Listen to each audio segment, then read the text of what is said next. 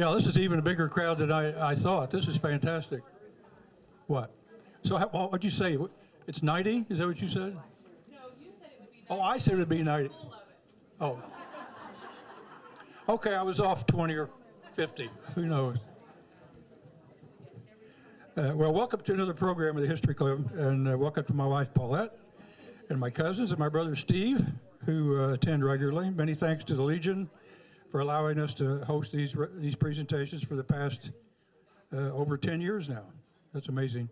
They afford us the absolute perfect venue for what we do. And thanks so much for the wait staff, even though they're a little bit smart alecky to me sometimes.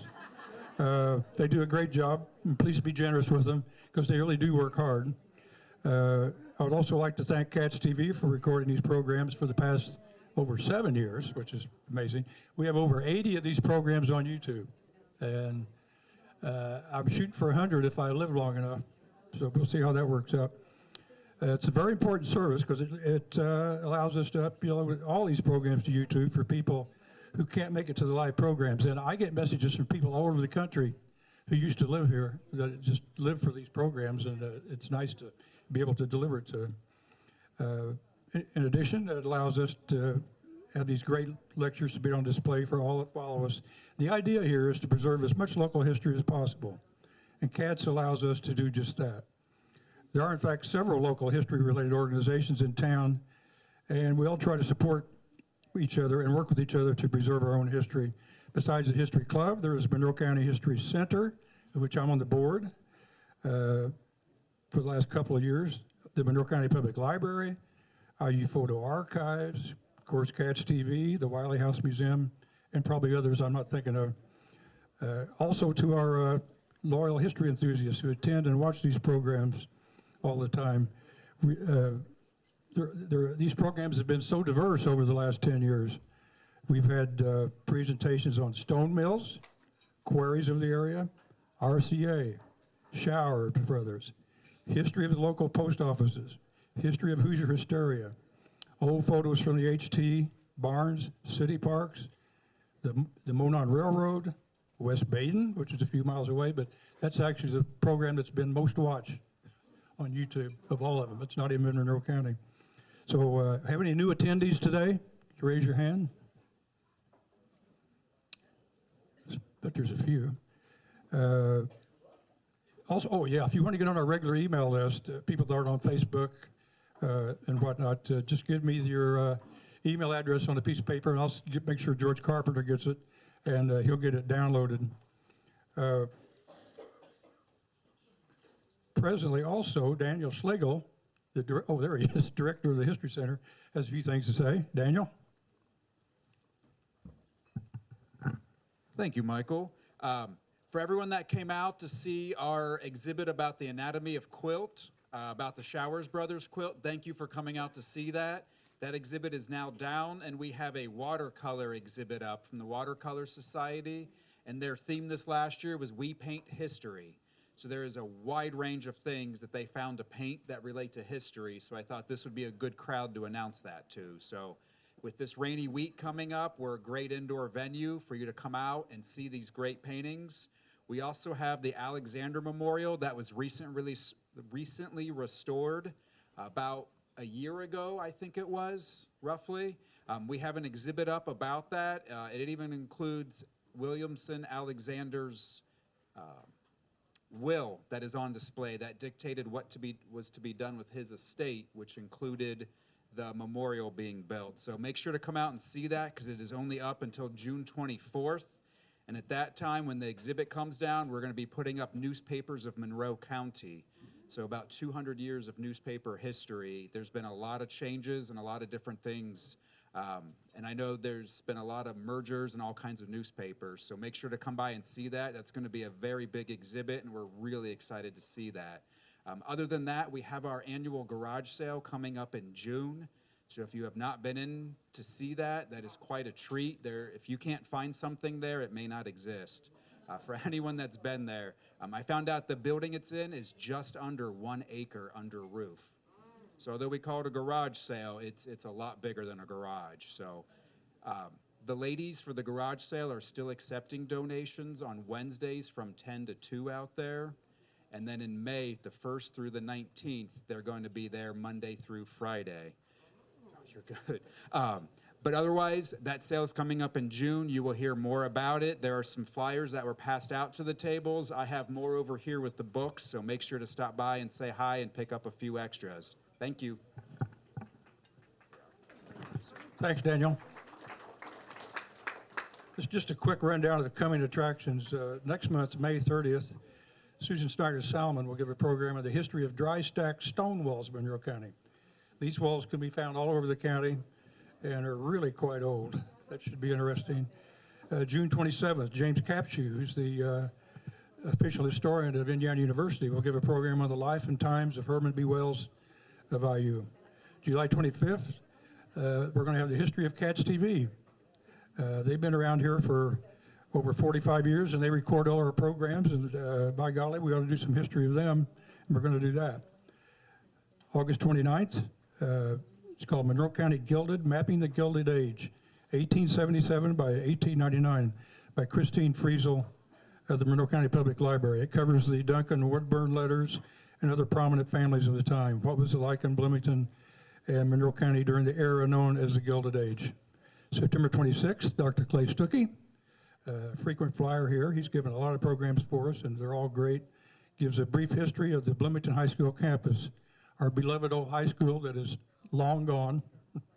It's down there on 2nd and Walnut. You can still see the front lawn of it, inhabited by, some different people than were there before back in our time. And then we jump to October 31st. Rod Spa, used to be one of the editors at the HT, will give a program on the local Feltus family and their family newspaper. And then November 28th, Duncan Campbell will give a program on barns. It's called the Indiana Barn in Transition. He gave another one on barns. It's been, I think, 7 years ago when he gave that. So this one's going to be different, so we're looking forward to that. January 2nd, 2024 is open right now. January 30th is open. We'll fill them. It won't take too long. February 27th, 2024, Jill Vance will give a program called To Build a Reservoir, the Origin of Monroe Lake. And that's the official name. It's not Lake Monroe, it's Monroe Lake, but people call it all those things, plus Monroe Reservoir.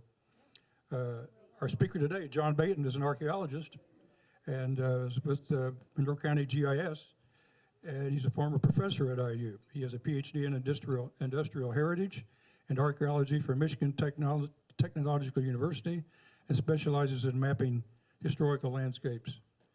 The description of this program: what would it be like to walk through the streets of Bloomington more than 100 years ago?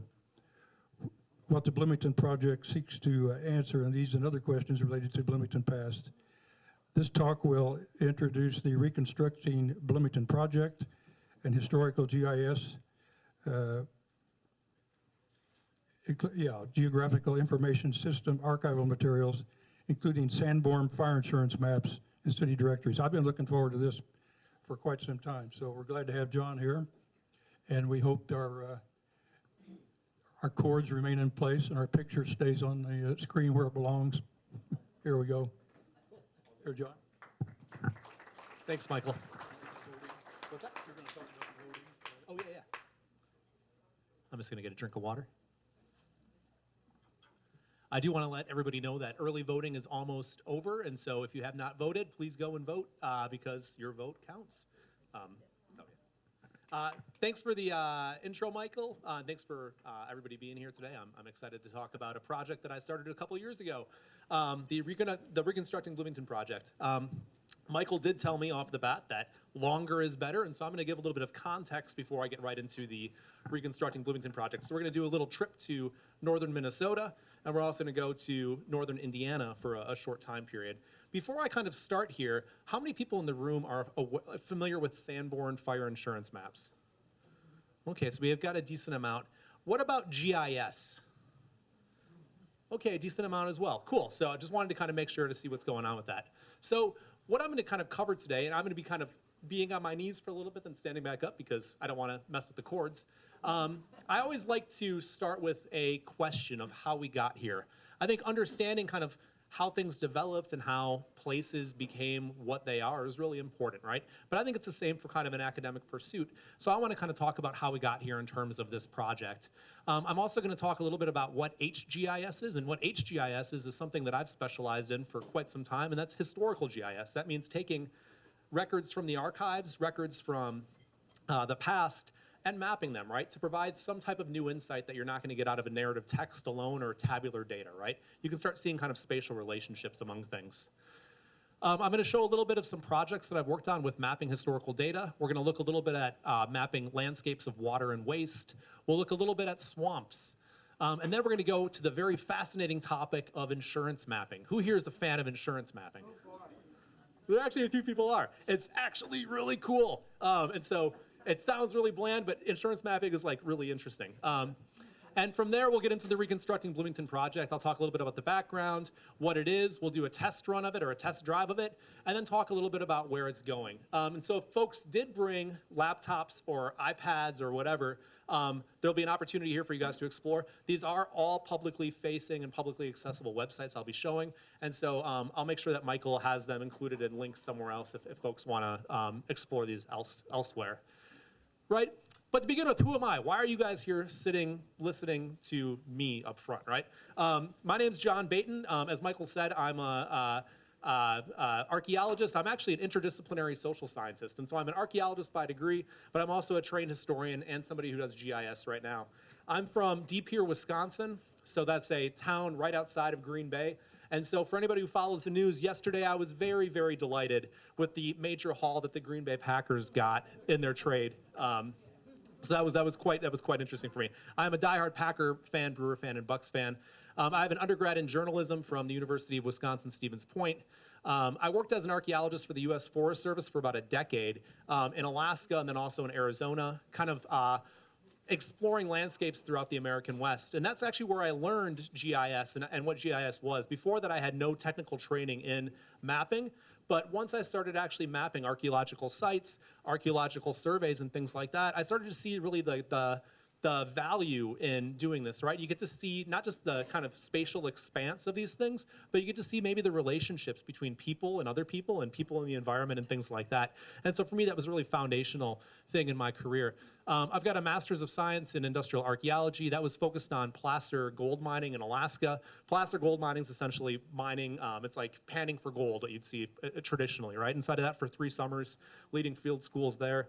And then I've got a PhD in Industrial Heritage and Archaeology, so still the archaeology of industry, but kind of more so focused on the heritage, right? So how do communities reckon with and celebrate and kind of illustrate their community's industrial background, right? So ending up in Bloomington for me was a great place to be, as this is an industrial landscape itself.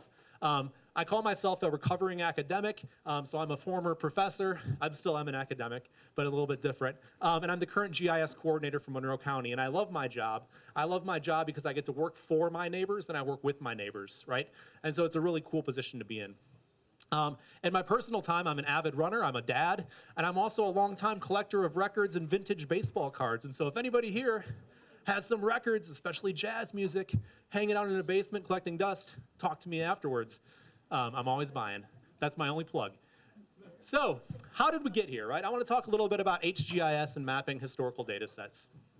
So when I was getting my PhD, I worked on a National Science Foundation project looking at mining landscapes in the upper Midwest, in the Lake Superior Iron District.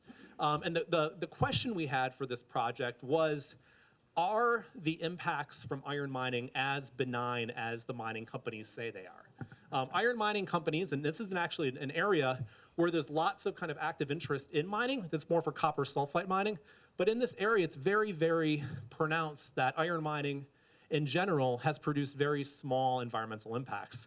And so my question for this project was, well, let's try to understand this a little bit better. Let's try to kind of dissect this argument, right? And so I wanted to kind of do this in 3 ways. One, I wanted to see what the actual extent of mining was across the landscape.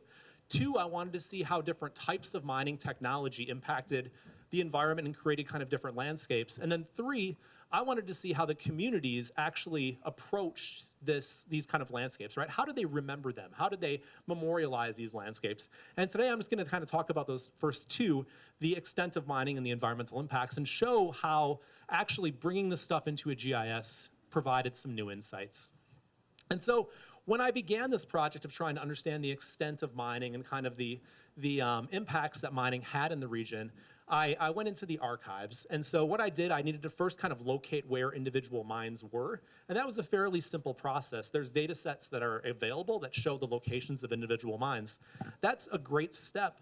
But also I wanted to kind of know how different mines kind of compared to one another. And so I needed to come up with some type of a metric. And what I pulled from archival data were annual tons of iron ore shipped from individual mines.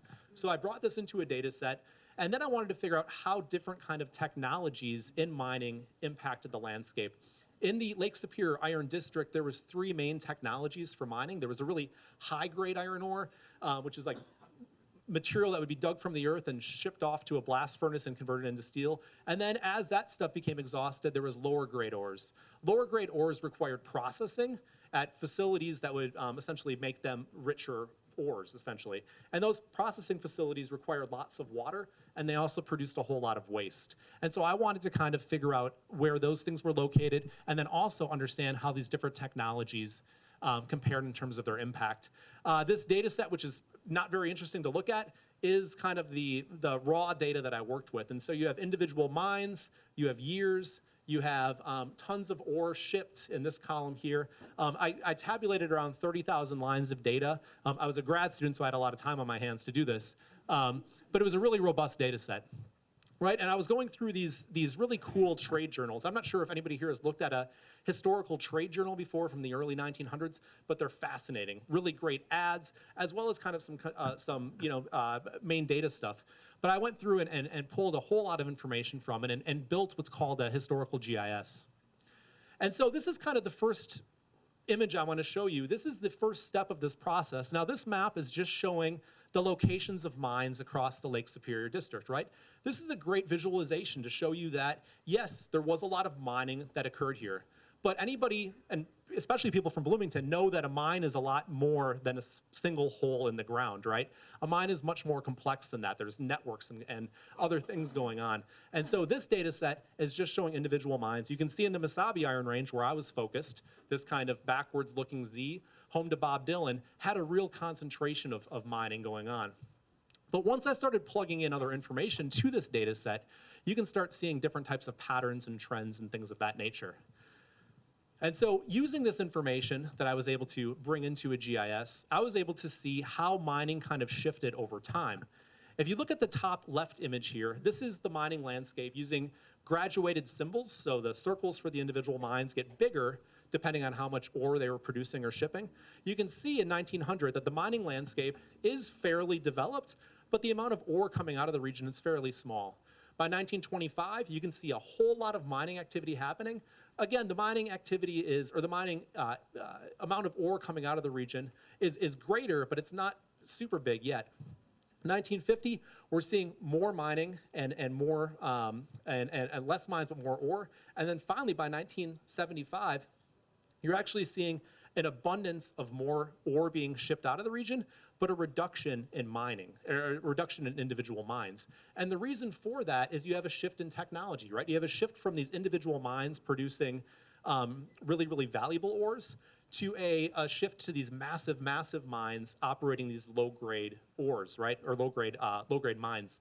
And so if this wasn't mapped and if this data wasn't brought into a GIS, this information, maybe you could glean that from tabular data or from narrative text, but I think having it in a GIS, you can really start to appreciate kind of a new visualization of what was going on. So that was kind of the first step. The second step was trying to figure out, okay, exactly how did these technologies of low-grade ores compare, right? Were they as benign as the mining companies say they were? And the process for this was trying to figure out where these ores were being processed at. In iron ore, it's called the beneficiation plant. In quarrying, here in Bloomington, it would be called a stone mill, right? It's the same principle. You're reducing a rock into something of value. This data set was harder to compile. I had to go into archival information and essentially figure out where these processing plants were located. Individual mines are tracked by the USGS, the United States Geological Survey. Processing plants aren't, though. And so this actually required lots of kind of archival research to figure out where these processing plants were located. Once I had that, I tied the individual mines back to these processing plants to give me a better idea of exactly where these minerals were being treated at. And this allowed me to produce some charts. And so this is a chart showing the gallons of water consumed for processing iron ores in northern Minnesota. And I've got different technologies here. So high-grade ores, lower-grade ores, and then taconite. Has anybody here heard of taconite before? So yeah, taconite's really, really, really low-grade iron ore that was considered valueless until a technology kind of came about. In fact, the word ore is really interesting to me. Ore, before I started studying this, I thought ore just meant a type of rock. But ore is actually an economic term, and it means something that has value, a rock that has value. So taconite at one time wasn't an ore, then it became an ore. But we can see with the advent of these different technologies, this abundance or increase in water consumption because of these new minerals that were being extracted. And I have a different chart here, very similar trends, showing the production of tailings. And so tailings are finely crushed rock that are made during this process. In Minnesota, tailings were dumped directly into lakes, directly into Lake Superior for quite some time. Do you guys see any weird trends happening on this chart? Or anything that sticks out to you?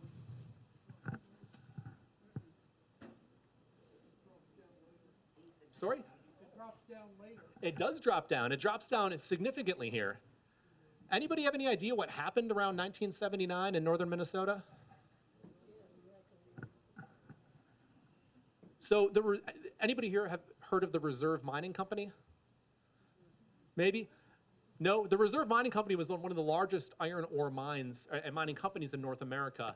They were located right on the banks of Lake Superior, and they were mining taconite ore. And in fact, they put their processing facility on the banks of Lake Superior for two reasons.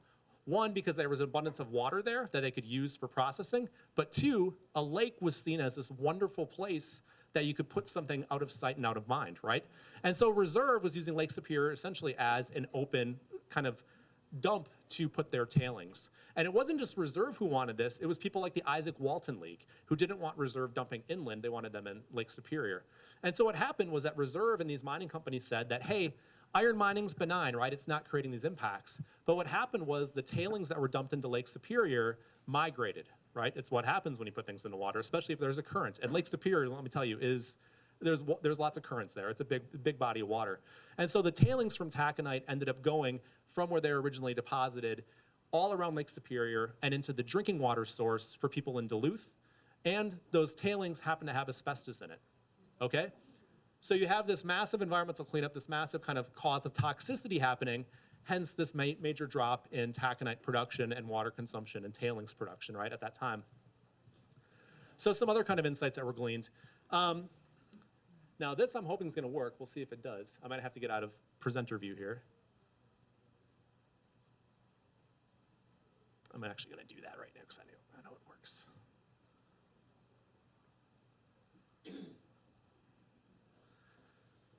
Once this data is mapped, you can produce things that are called time series animations. And so what I'm showing you here are the tons of tailings produced in the Mesabi Iron Range across time. And so we have the year on the top here. Each of these individual dots are the locations of those processing facilities.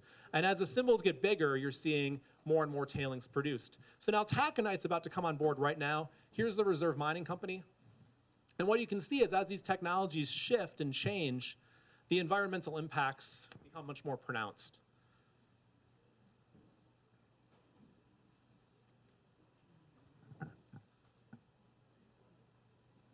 And this it ends at 2017 because that's when I stopped. But again, some things you're not going to see if that data is not mapped.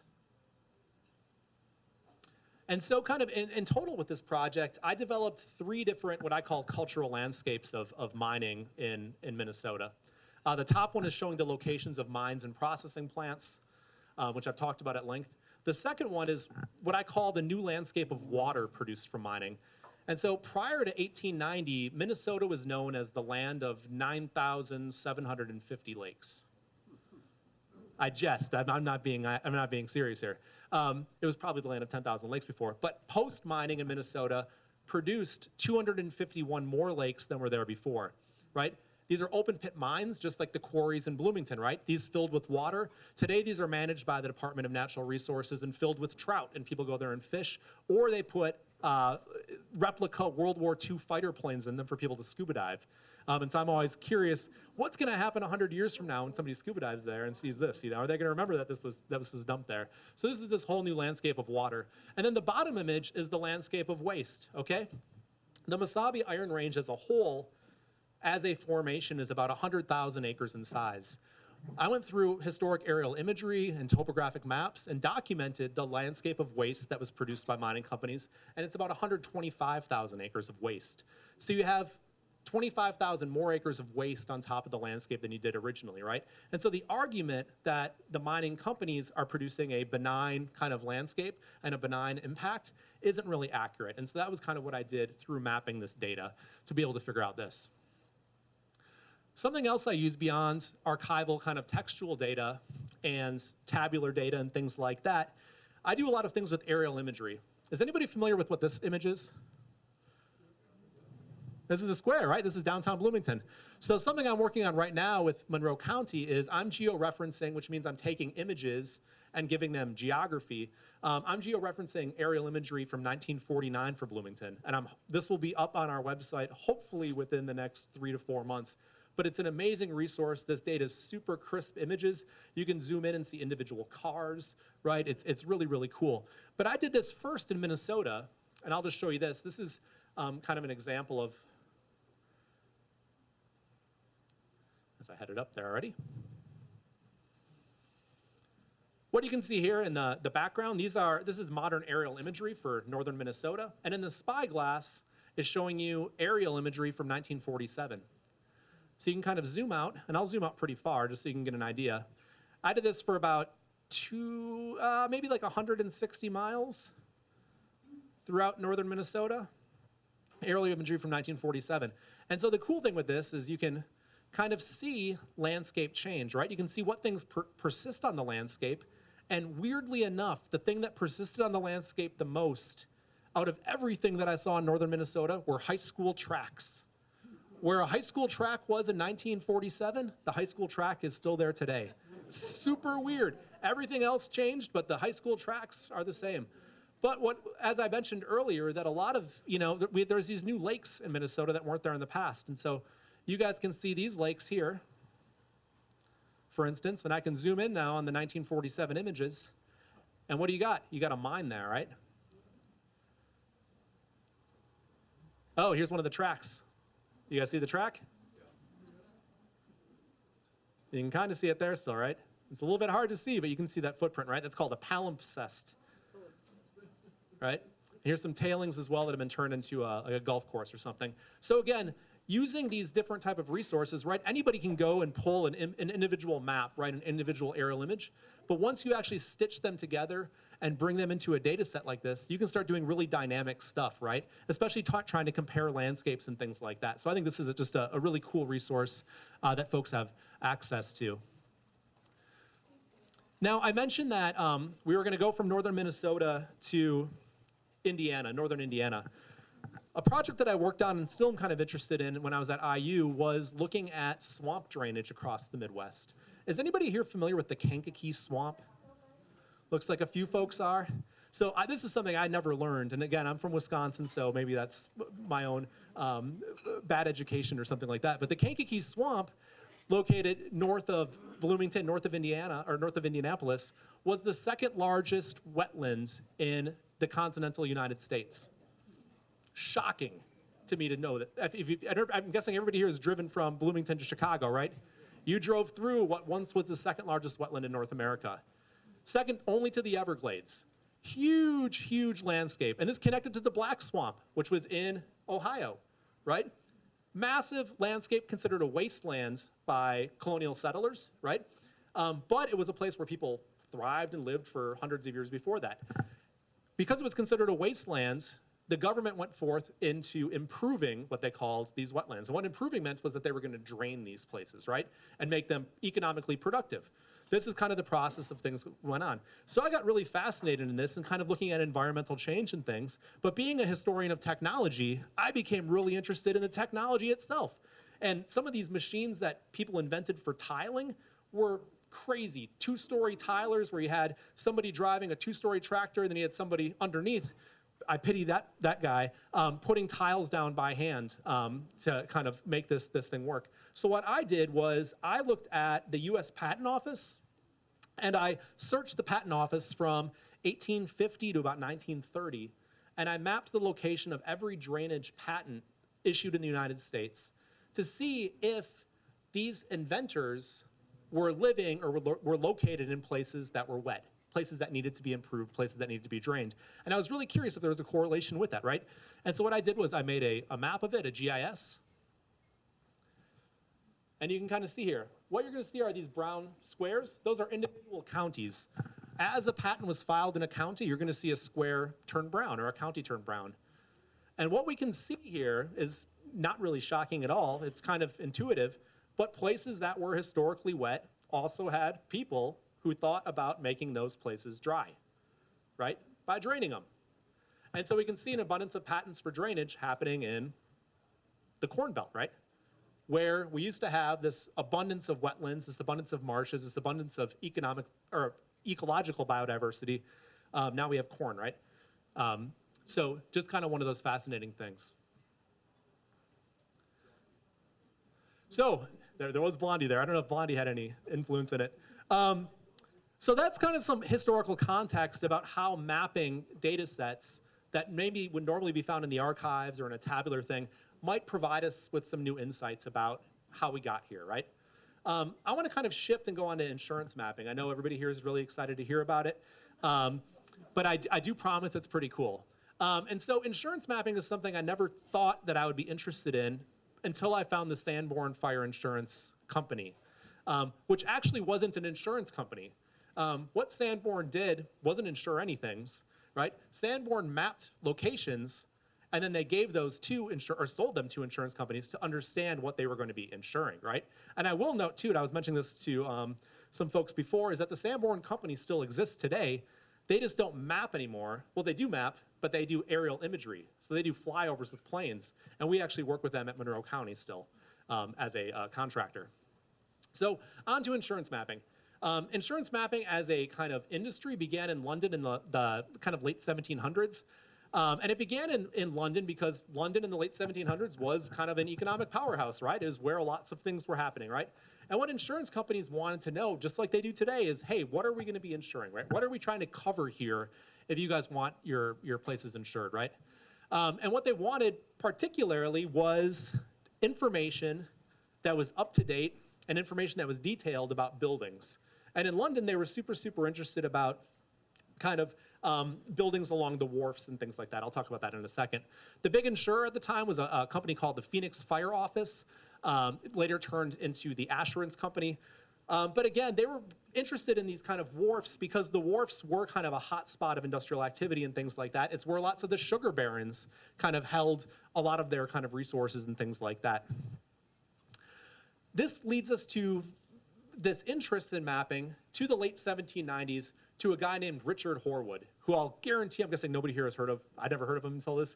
But Richard Horwood made a super cool map. And it's called the Plan of the Cities of London and Westminster. So again, this is the late 1790s, and Horwood's out here mapping London by himself. These are 36 individual maps of London, and I'm going to zoom in here. And for me, as somebody who maps things and has surveyed quite a bit of stuff before as an archaeologist, looking at these maps are very perplexing to me, just understanding exactly how this was carried out. And so this is loading a little bit slow, but it will load eventually. What Horwood's map did was kind of set the standard for insurance mapping for the future. And the way he did this was he set up a standardization, right? Is it still not very clear? It's still not very clear. It'll clear up. What he did was set up a way to standardize mapping, right? And so what he used were symbology as well as a way to kind of categorize things using different types of shading and things like that. And it's loading here a little bit. It's weird, it's kind of going like that. But so each of these buildings, you can see that some of them have a little bit different shading to them. Some of them have this kind of like speckled roof. Other ones might just be, or other ones have this like hash mark going on. What that is a way for him to categorize what type of building use was going on. So some of these might be houses, some of these might be churches, some of these might be factories, or industrial things, right? And this is important to insurance agencies because they might be insuring a house different than they would insure a church and different than they would insure a factory, right? Producing things. So Horwood really set off this kind of emphasis on how to map for insurance purposes properly. And here's kind of this example again, and here's his kind of legend showing what's going on here, right? So we have a dwelling house, we have churches and chapels, we have inns, etc.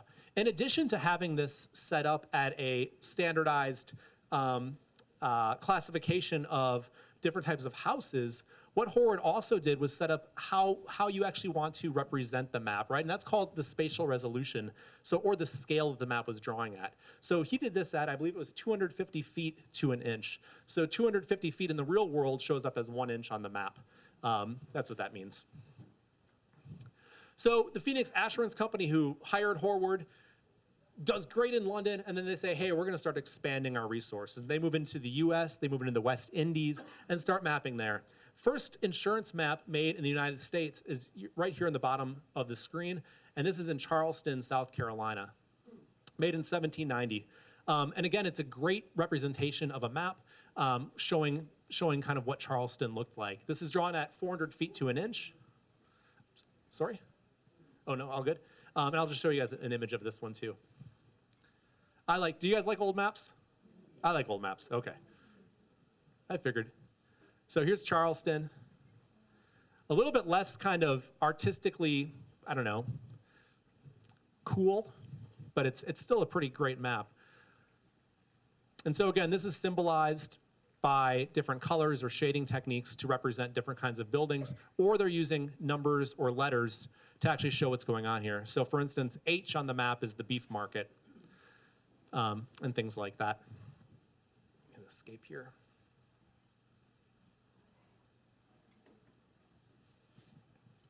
So we have this British kind of influence on insurance mapping in the United States, dictating all insurance mapping, right? And this goes until 1812, right? 1812, we have the War of 1812. We have this kind of, we don't want to have the Brits involved in our economic systems anymore, right? Down with the Brits, we need to come up with like an American standard of mapping. We don't do very good. We're not very good at mapping. And this really comes to kind of the threshold in 1835 when you have what's called the Great Fire in New York City. This kind of devastated major blocks in New York. I think it resulted in, $566 million of damage today, $20 million in 1835. And one of the issues with this, it bankrupted numerous insurance companies too, and it bankrupted them because they didn't have accurate insurance mapping. This also resulted in the people whose buildings burned down getting a delay in their payment and things like that. This is right at a height of industrial kind of growth in the US as well. So this fire really precipitated the need for better kind of mapping in the US. Bring on William Paris, who in 1849 was hired by George Hope, and Paris began to make a big kind of fire insurance map of New York City. He set up a standardized recording method, and so Paris is super, super important here. He said, I'm going to document construction material via color, right? So using different types of colors to show how the materials that were used in constructing a building. He said, I'm going to use symbology for the maps to kind of document building use. And I'm going to use a set scale, right? So every map that I make for New York is going to be at a 50-foot to 1 inch scale, right? And these are really, really important when we're talking about kind of mapping, right? If you don't have a standardized system, everything gets willy-nilly, right? And things get all messy, and somebody might be mapping at 100 feet to an inch, somebody might be mapping at 500 feet to an inch, somebody might be using colors differently, right? You want to make sure everything is kind of uniform and generalizable. This also kind of is occurring at the same time as a new technology for mapping comes out, and that's lithography. What lithography did was allow for the production of maps at kind of a cheaper cost, but also at a more rapid pace than engraving was. So we have this kind of easier way to reproduce maps. And this essentially creates this rapid increase in mapping in places like St. Louis, Philly, Boston, et cetera. So in 1866, we have a mapping company going on in Tennessee, the Aetna Insurance Company, and a young surveyor from Massachusetts named Daniel Sanborn is working for them, right? Daniel Sanborn does a really good job mapping in Tennessee, but he ends up moving north, and he moves up to New York City, and he creates his own company, the D.A. Sanborn National Insurance Diagram Bureau. Terrible name for a map company. He changed it to the Sanborn Fire Insurance Company, which makes some sense. At that same time, we have other companies that are kind of going around and fire insurance mapping throughout the US. We have one in Duluth, we've got some in Hoboken, New Jersey, et cetera, all doing these kinds of mapping projects. What the Sanborn Company did was essentially absorb these. They grew and they started buying up these companies. And I think this next stat is pretty wild. By 1876, the Sanborn Company has roughly 300 employees out at every city in the US mapping things, right? Once those maps were done in the field, they sent the plans back to central offices where these were line drawn by about 400 other employees. So this is a massive infrastructure of individuals mapping these things. And anybody here who has done history knows that historical research is great, but it becomes really, really exciting when you can find an individual, right? And you can start talking and having stories about individuals. A major bummer with the Sanborn Company is that all of these map makers were anonymous. So I've spent way more time than I probably ever should have looking at historic maps, especially Sanborn maps, but I have no idea who the cartographer was for them, right? Because these were anonymous cartographers, right? 1883, Daniel Sanborn dies. That company still kind of goes on. They purchased the second largest kind of mapping company in 1899, the Paris and Brown. Again, Paris is the guy who set up that standardized mapping in New York City. 1905, Sanborn Company releases, I would say, like the Bible for fire insurance mappers, and that's called the Surveyor's Manual for Exclusive Use and Guidance of Employees. And what this is basically, hey, this is the standard guide we're going to be using for all mapping from here on out, right? And if you guys are interested in this, it's a great document, but it has all of the different kind of symbols to use and things like that. And if for anybody here who's looked at Sanborn maps, and we'll be looking at some in a little bit, knows that the built environment across anywhere, there's a tremendous amount of variability in terms of what is being constructed, construction materials, what it's being used for, right? So they tried to come up with the kind of a universal guide for documenting these, right? Through a system of classification, right? So building material, building use and size, and things of that nature. By 1920, Sanborn has a basic monopoly on insurance mapping in the US. And so Sanborn maps, these are essentially designed to identify risk. Like I said earlier, Sanborn Company was not insuring things. They were providing maps for insurers to insure things. I was mentioning to Clay earlier that one of my favorite things about doing archaeology or doing historical research, maybe not a favorite thing, and maybe it's more just something that I find interesting, is when you come across a bit of material culture, you come across an artifact or a document that was intended for a very specific purpose, right? For example, these intended to provide insurance companies with an idea of how much their insurance should cost. And you use it for something totally different, right? It has a new value today as the times kind of change and as things progress. And that's what the Sanborn Map Company is for me. And again, that risk in the 1800s to the 1900s was mainly related to fire. Sanborn maps are comprehensive and consistent. Over 12,000 cities and towns in the US, Canada, and Mexico, these people mapped, which is crazy to me. 50,000 editions, 700,000 plus maps.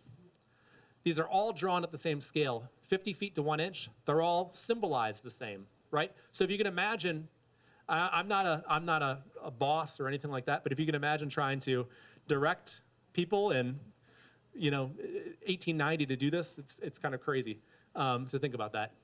New cities and towns were mapped frequently, and as cities and towns expanded, essentially what you'd have is a cartographer or a Sanborn surveyor go out to this town and compare it to the current map. And what they would do is essentially have a Post-it note that they would plug on top of the map, draw on the new edition, and then they would send those Post-it notes back to the insurance companies. So the insurance companies could add those to the maps until that map got filled with Post-it notes, and then they would make a new map.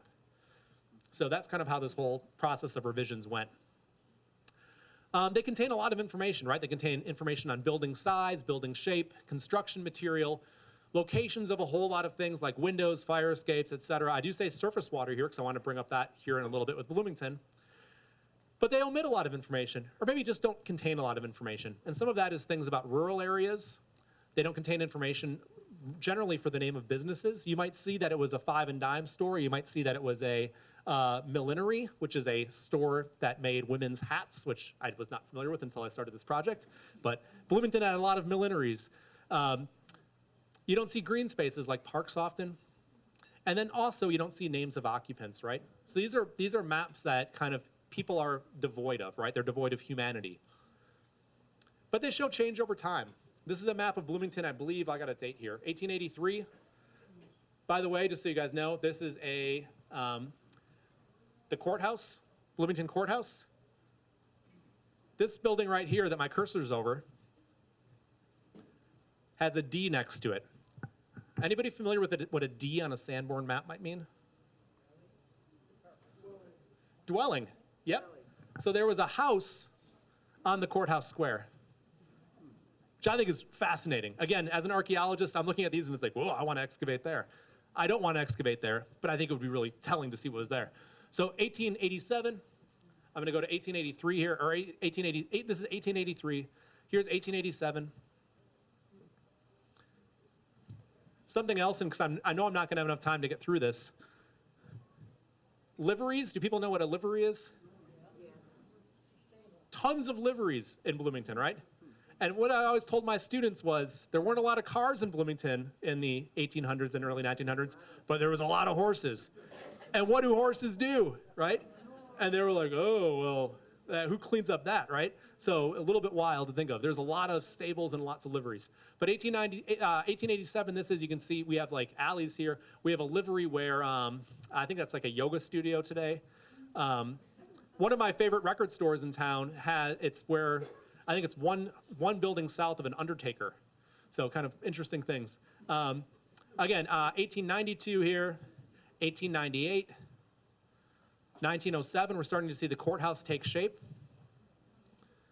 I'll also note here, this was something that was always interesting for my students. I took them downtown and we walked the square and I said, what type of material are the buildings in the square made out of? Limestone. It's made out of limestone for sure. Everything's limestone right there, right? And you look at like where the tap is, and it all looks like limestone to me, but it's not. It's all brick. It's all brick with a limestone facade. And so what you can see here on this little image, this blue here is limestone. The pink is brick, the yellow is wood. The green, I think, is, I think it's a cast iron kind of furnace or something. There was a lot of candy manufacturers who used cast iron furnaces there. And then we have 1913 here as well. So, and this is kind of the most updated map of Bloomington that we have access to right now from the Sanborn Company. So there is, I'm just going to show you guys this as well, an online portal where you can get Sanborn maps, and I'll just show you kind of what this looks like. This is through the Library of Congress, and so I'm going to pick the great state of Indiana because that's where we are. But you can go to Indiana here and say, search. And I know Clay did this with Bedford already, but these are all the cities in Indiana that have Sanborn maps. And these are all publicly accessible. This is free. Well, it's your tax dollars at work, right? But we can go to Union City, how about? And you can see that we have Union City maps from 1920. Bloomington, again, is all we have access to right now is 1913. However, there's maps of Bloomington from 1927, which are actually clear in copyright law. Copyright law goes back to 1928. I'm trying to get access to the 1927 ones currently. We'll kind of see how that goes. But yeah, Union City, you can click on this and you're going to see what we have for Union City. So 12 maps of Union City. The first map is always the inset map, or the map that's showing where all the additional kind of maps are. And these are all color-coded as well. And so I'll just kind of expand this if you guys have an interest in doing this later. So for instance, if you were looking for this location, you would go to map 7 to identify what was there, right? And so this is all accessible, but this stuff hasn't been geo-referenced. And again, what geo-referencing is essentially taking a static image and giving it geographic coordinates, right?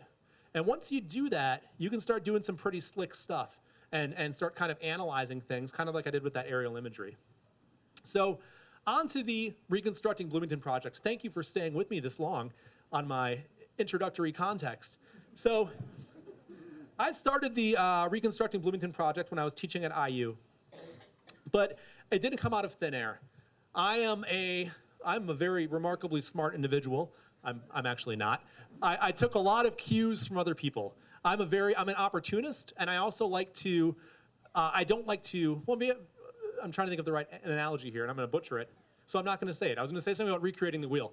But I had the good fortune of being able to see some other projects that really did a great job of what I wanted to do. And I'm going to show you just two of them here. First one's out of the University of Minnesota and the University of Brown.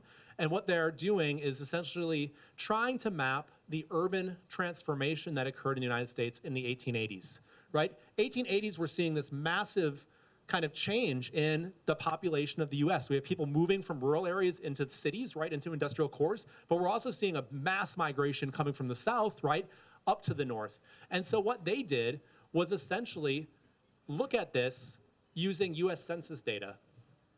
Both of these projects I'm going to show you two are different than my project because they're well funded and they also have institutional support. I did not have either of those at IU.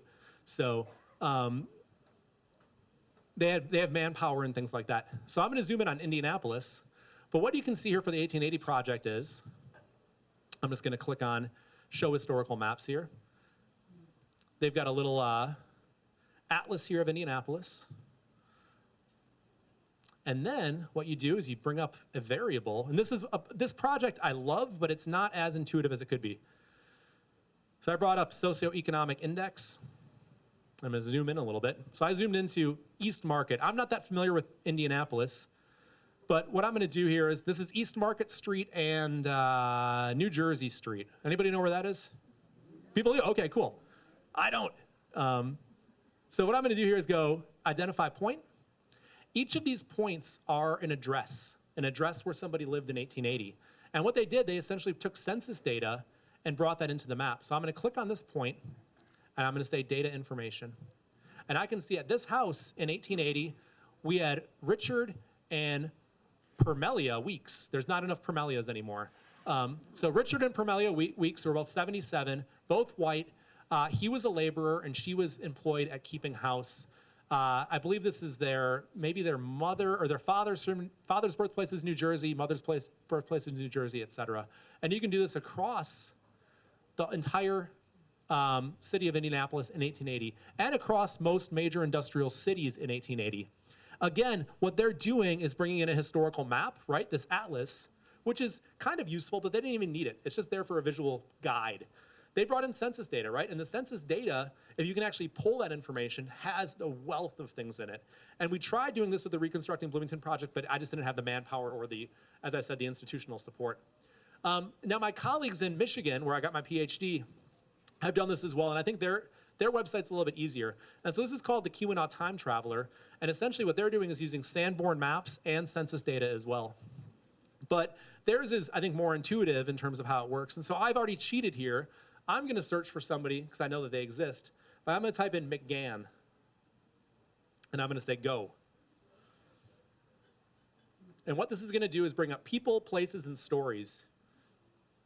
And so I'm going to go to Charles McGann, only because I bought Charles McGann's house when I lived in Bloomington, or in Houghton, I should say. And this zooms into my old house here. And you get the names of all the individuals that live there and their ages, and you can click on it, and it'll bring up the census record for that individual, so for Helen McGann. A lot of these properties, too, because this is a project that was well-funded, they had a lot of individuals working on it, but it also allows for crowdsourcing, right? So people can plug in stories or pictures and things like that. And I saw one here the other day. This here is a time scale or a slider, and so you can say, okay, I want to look at this house here, but I'm going to go forward. So right now it's 1905 to 1913. That's who lived there then. I'm going to go forward to 1914, 1924. Now there's only Angus MacDonald living there. Forward to 1925, 1938. The Latties, nice Finnish name, are living there. the Duns, etc. So again, it's just kind of a cool way to use Sanborn Maps and census stuff. Sorry? Oh, yeah. And this one, for instance, I clicked on a store, okay? So we have 0 people living in the store. We have a building, but we also have a story. So I'm gonna click on this story and see what somebody said. From grocery store to the B&B. Oh, and the B&B was my local watering hole. I was not intending on clicking on this one. They had a great, shuffleboard table. But you can click on here, you get some pictures of the building itself. And then you get the story here. This is from Bradley Larson, and it tells a story about it. So the cool thing about this is that you're getting the research that's being done, but then you're allowing the public to kind of contribute to it. And keep that in the back of your mind, because that's something I want to talk about with the Reconstructing Bloomington Project. So on to the thing that you guys came here to hear about today, the Reconstructing Bloomington Project. So I created this in 2021 as I was developing a new course at IU. And when I was at IU, I realized that we had a lot of GIS classes, so GIS mapping classes, but everybody that was teaching them were a physical scientist, right? So interested in hydrology, interested in trees, and those are things that I'm very interested in, but they weren't ever focused on anything social, right? There was no historical element to it or anything about society even. And so I said, I think that there's a need and actually a desire for a class that would actually use GIS for the social sciences. And so I created this class called GIS for the Social and Historical Sciences. And when you're creating a class, you have to come up with a way to assess students, right? Sometimes that's jumping jacks, often not. Sometimes it's tests, right? Or sometimes it's like reports that people write. I wrote so many reports in my life, and I won't say all of them, most of my reports went into a recycling bin that I never thought of again, and I was happy to put them there. Like, get away from me. Right? And so I wanted to do something different than that. I wanted to make an assessment that was actually meaningful, right? That maybe, hey, these people might learn something from it and have a vested interest in what they're doing.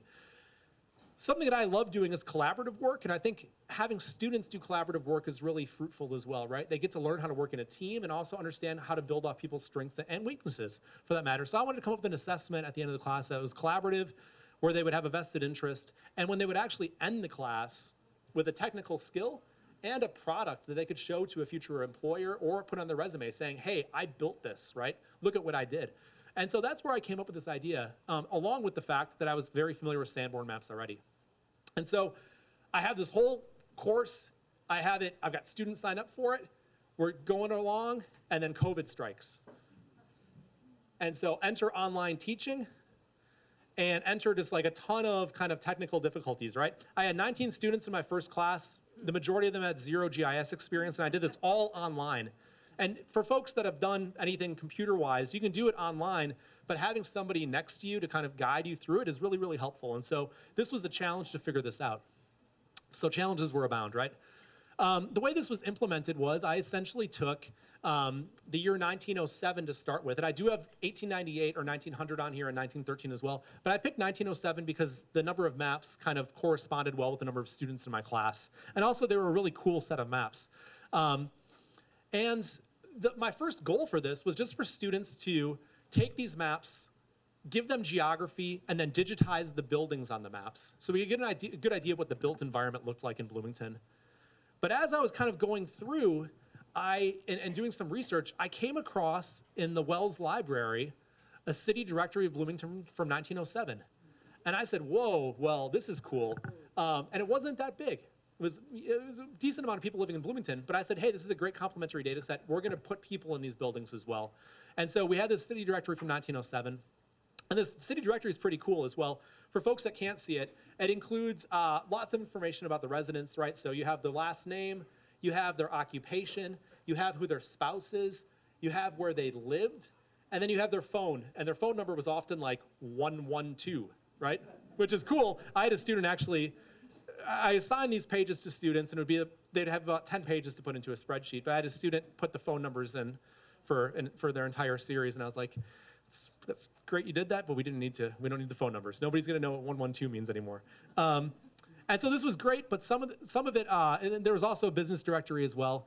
These are not 100% comprehensive for the city directory, and this was a big bummer that I came on kind of as I progressed through this. Basically, the city directory omitted anybody that was a person of color. So this is basically a city directory of 1907 of white people in Bloomington. And one of the things that's troubling for me is that I produced this data set, but it's kind of replicating omissions. And so I do have a student who went through the US Census record where you can actually sort by race and has pulled up, I believe, the majority of people of color that lived in Bloomington in 1907. So there's still work to be done, but it's one of those things that wasn't something I was cognizant of when I first started this project. Additionally, some of the addresses are incomplete. And so, for instance, it might say, so-and-so lives at the corner of 11th and Dunn, or this one lives in Cottage Grove, right? Or in they're a border in the McDowell edition, right? And so that's good to know, but if you're trying to map that, you can't map that information. You can generalize it, but you can't actually put those people in houses. So once my students essentially got their maps, what I had them do was first geo-reference those Sanborn maps, so give them geography, and they did this using city parcel data. Then they essentially digitized these buildings. And so what they did for that was basically draw around the buildings and kind of itemize what they are, right? A house, a factory, a school, et cetera. And then they did the city directory. And so they entered all that city directory data into a spreadsheet.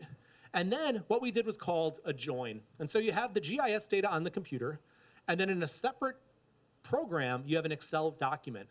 And to do a join, you have to have two fields that are 100% the same.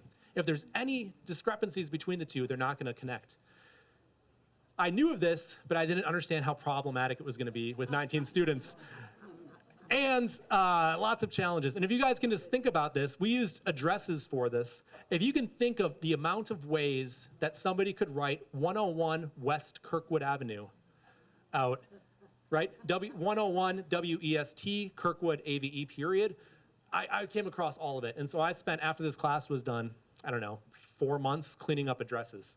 I never want to deal with addresses again, but here I am as the GIS coordinator for Monroe County. So yeah, lots of challenges, but we got it fixed.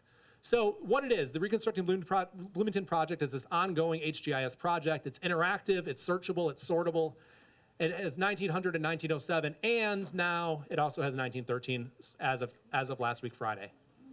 So I've got a couple sites here. If anybody actually has a application, you can type these things in. I did a tiny URL because it's easier to see, but I've got a map viewer, then I also have a web app. The map viewer I'll just show you kind of quickly here.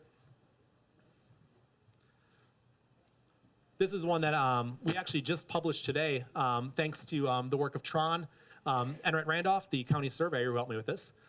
You get a little splash screen here, though, just saying kind of what you can do and some instructions. So these are the main kind of tools up here on the top left.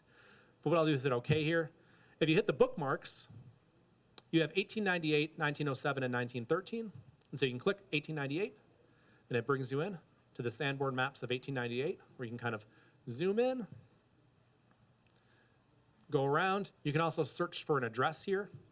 So if I wanted to type in 117 West 7th Street. Actually, it's 116, I think, is my address. Uh,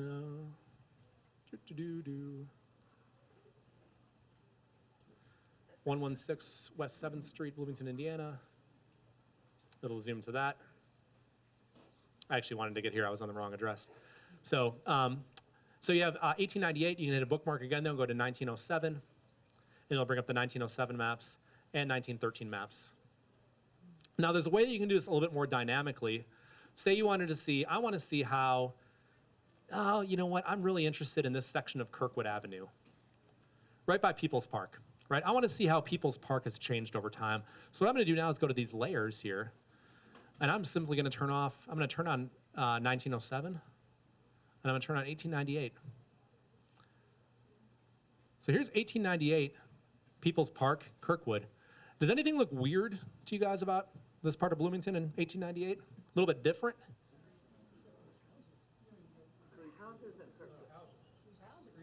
Lots of houses. Well, there's something that's blatantly obvious to me. There's a lot of things that are different, but we got a creek running through it, right? With wooden bridges, right? So one of the things that I think is fascinating is how much water used to flow through Bloomington. And actually, that water still flows through Bloomington. It's just hidden, right? So if anybody's interested in a petition to start about opening up Bloomington's river systems. I will sign, because I'm all about opening up Bloomington's systems of water again. Yep, totally, it's where the water goes. So yeah, you can say, okay, I'm looking at 1898 right now. I'm gonna see how this little block here, South Walnut and East 4th Street, let's see what it looked like. Here's the jail, by the way, in 1898. Let's see what this looks like in 1907. So I'll just turn that one off, and now here's 1907. Here's Landlocked Music, which was a harness store. And then I guess you had an undertaker and a music store there as well. Baptist Church is a big parking lot today. So just kind of a way to view these maps as well. So this is one that, and this is kind of like a static interactive thing, right? You can look at the old maps and things like that. But the Reconstructing Bloomington Project also has the interactive one. And I'm just about done here. And so this website, a student of mine who worked for me this past fall, Sam Armstrong, developed using data. We have some links here to some stuff and directions as well. But essentially, this map right now only includes 2 years, 1900 and 1907. The 1913 is not out there yet. But if you click on one of these, it's just going to bring you to the map of Bloomington. I'm on 1907 right now. You can go around and click on a building. So I'll just kind of zoom in here. Click on this one, and you get a pop-up. So this is Huff and Smith, which was a meat market on 108 South College Avenue. It was a business. Here is a Conn's Annex, which was a, gentleman's furnishings dealer and Knox hat tailoring merchant. I don't know what that all means, but it means something. Lots of confectionaries, so commercial confections. This one actually doesn't have something in it. Here's the New Turner Hotel. Here's a hotel as well. And now this one, actually, because a lot of hotels had permanent residents, right? So this one, you click on it, you get a resident here. So S.M. Faulkner, who was a widow, lived at this address, along with Alice Faulkner, who was there as well. And so this is the way to kind of search that by year, and you can do this for 1900 as well. We did bring in city directory data for 1900. And like I mentioned earlier, the 1907 directory omitted people of color. The 1900 directory omitted people of color as well, but also the way that females were named in the 1900 directory was different. And so if a woman was married in 1900, her name is just listed as Mrs. Baeten or Mrs. Adams or something like that. And so I've got hundreds of like Mrs. Smiths. And so for me, it's kind of a bummer as well, because that omission of who this person was is kind of lost, right, if anybody wanted to do that further research. The cool thing with this is that I said this is searchable, right? And so I'm going to pick on Michael here, just because he's the moderator. I'm going to type in Carter for 1907. And so I'm going to type in Carter for the last name. And I'm actually not picking on you. But I'm going to say apply, okay? Okay, and what we have are 13 results for Carters living in Bloomington or owning properties in Bloomington in 1907. And so it's kind of hard to see on the screen, but you can hit flash here if you want. And flash is going to light up some of the properties where Carters lived, and I'll kind of do that again. I saw one. Here's a building here, and it looks like there's one over here as well. But you can actually just click on one of these. And so there's an MC Carter who lived at 703 West 7th Street, and so I'll click on this. And this will bring you to, I think that, I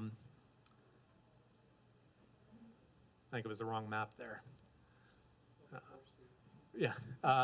He worked in groceries. Married to Jessie Carter, right? And then you can scroll down again. Here's Jessie. Here's Neva Carter at 321 East 4th Street. She was a teacher, or he was a teacher. No, maybe he or she, I'm not sure. No spouse. And living there as well was Nellie Carter. And we can see who else lived there just by clicking on the building. So 7 occupants. Well, 7 entries. A house. We've got Nellie Carter. We've got Hannah Baker, married to W.B. Baker, who are both retired. Neva Carter was a teacher. Nellie Carter, who was a student. Renting room as well. That's what these people are doing. Alma Wally was renting room there, teacher. And Neva Carter was a teacher. So it seems like it was a rental property right in this area. Bernie, do any of those names sound familiar? Yeah. Oh, the genealogy. So there's a whole lot of things you guys can search here for this, for Bloomington, in terms of, who used to live here in the past. But the data is only as rich as the data that was accessible in the past, right? That's one of the issues of doing historical research, right? So that's where the Bloomington Project is today. The Reconstructing Bloomington Project is there. And I do encourage you guys to look at the sites and give me some feedback if you guys have any kind of thoughts about it. So where is it going? Backwards, perhaps, maybe, especially georeferencing some maps. 1883, 1887, and 1892 are all very accessible, so I see that happening. But I also think integrating this public-facing component to it, right, where people can start adding stories and adding images and things like that to really preserve kind of community dialogue about what Bloomington used to look like and what it used to be and maybe where it's going in the future. So with that, that's all I have. I'll if you guys have questions, yeah. Yeah, I believe so. Let's try it really quick. Well, I work in one of the post offices. So you can search. I didn't show you this either. I was searching by last name, but you can also search by occupation. So if I type in post here, occupation or business, I'll hit apply. Okay, we got 3. We have Walter Burke, who is the post office clerk. Mina Farr, who is the chief clerk of the post office, and then a post office clerk as well was named Mary. I'm not sure if the post office actually was listed as post office on the 1907 map. That could be one of the reasons why it's not populating. But yeah, you can search by business or occupation. So I've done professor, and most of the professors live where most of the professors live today, right? It's not shocking, but yeah. Yeah, Clay. So if we type in Reconstructing Bloomington Project, yep, it'll get us here. It should. Okay. But if not, I will put this back on here for folks, and maybe if Michael can put this on the website or something like that. I made these tiny URLs, and so it's just tinyurl.com Sanborn Map Viewer, and then tinyurl.com Reconstructing Bloomington, and I'll get you those. And if any of you guys have any questions about this, feel free to email me at my email address, which I have on this as well. You guys can Google me, and you'll come up with me.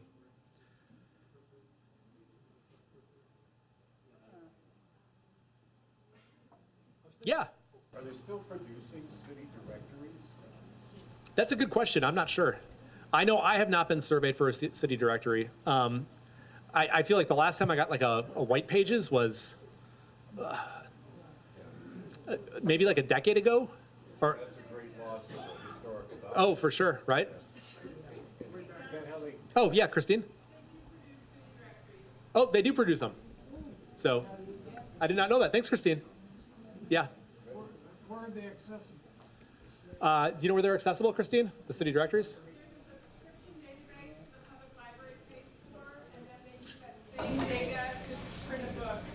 Oh, cool. In the Indiana room. Okay, Indiana room. Yep. I'm sorry?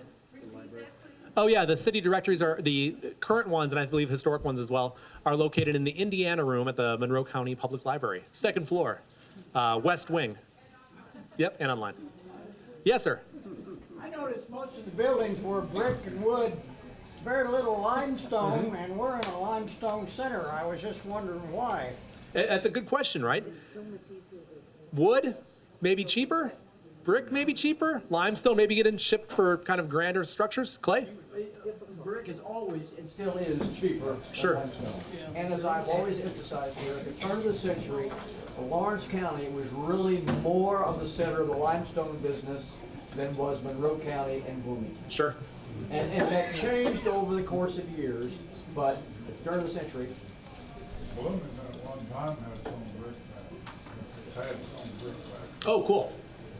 So yeah, maybe producing some of that here as well. I know that in terms of my research with swamp drainage, tiles were made out of clay. And some of the best clay in the United States was found outside of Terre Haute. And so some of the biggest tile manufacturers in the world were in Indiana. And they were there because of what's called vitrified clay, which is a type of geological stuff that went on. So yeah, maybe that's why bricks were here as well. Oh, cool. Just by searching brick. Yes, sir. Will the project move beyond the 1920s ever? What's the plan? So yeah, 1913 right now is the cutoff, and that's the cutoff because we have maps from 1927, but right now they're being held because of copyright. But 1928 is where copyright is at now, because it's, I forget what it is. It's not 100 years, it's 95 years or something like that. So I emailed the Library of Congress today to say, hey, where are these maps? So hopefully we'll get into 1927 sometime. Yeah. Any other questions? Yeah, Tron. People are generally liking what they're seeing and would like to kind of continue this, here to go back in time, continue it in the future. How could individuals here support you in your efforts? Yeah, that's a great question. I need to think about that. So I think that public participatory thing is a great kind of avenue. I just got to figure out a way to kind of deploy that. So, yeah. And I guess just to tie in, now that you're working with the county and you're allowed this work kind of as a county employee to help further some of this, then would you agree that they share that this is interesting and valuable to people that are part of the community to spread the word? Would that be helpful? Oh yeah, for sure. I think as many, eyes on this as possible would be helpful, but I think it's also just a great resource for people in the community. So that's why I'm really happy that Michael brought me here today to kind of show what this website does and what you guys can do with it. Yeah. Familiar that Monroe County and the county adjacent to this, Green County has iron furnaces. Oh no, I wasn't aware of that. One in Monroe County and another one in Green County. Okay, blast furnaces.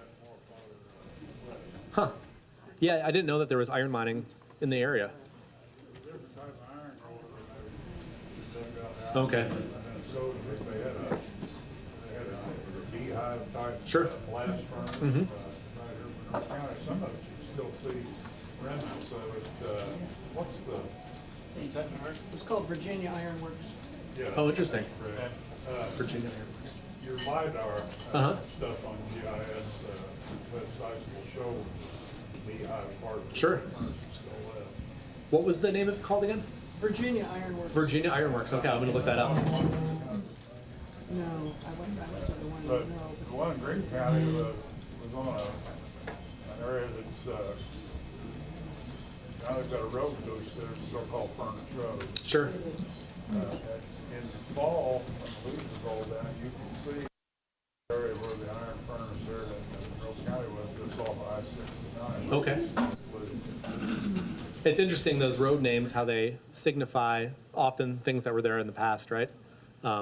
My wife's family lives off of Woodstone, and I was always wondering what that might be, if it was like a charcoaling thing or something. In Monroe County,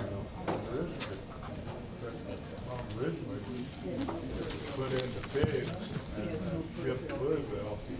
And Seward Brothers ended up with an iron foundry here in Bloomington. They made iron wire out of some of the pigs that come out of that iron furnace. I wouldn't say it was a very big operation. Sure. But it was bigger. They did something. Remember they 30s. Yeah. Oh, yeah. Oh, Sure. here, her. Hi, Miss Cheryl Munson Yep. here.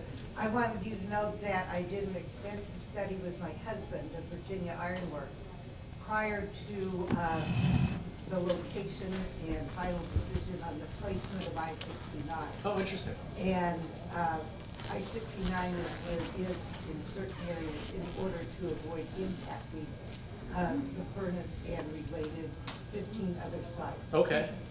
So I hope to be able to share that with you when you're interested. Yeah, no, that's awesome. Thanks, Cheryl. It's always nice to have another archaeologist in the room. Any other questions? Doesn't look like it. Well, thanks you for my time.